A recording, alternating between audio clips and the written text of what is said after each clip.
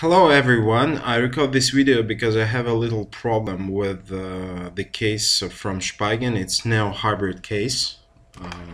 I bought it from a store, UK store. It's spigensgpuk on eBay. Because I live in France and from UK it was the fast shipping. Yeah, I have a serial number inside and I verified on original.spigen.com and it told me that it's an official case. This is a case, it's nice design, I like it so much, but there's a problem that prevents me to use it. And the problem is that power button and the volume button, they create a sound like rattle.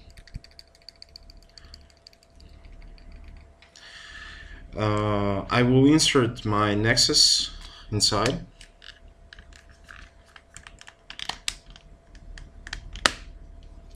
Yeah. I don't have a great microphone, but you will hear the sound.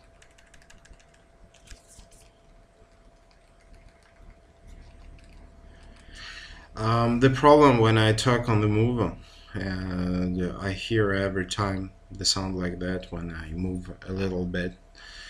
Yeah, and I ask a question to spigensgpuk what we're gonna do if they will replace it, or I don't know, they will replace just the buttons.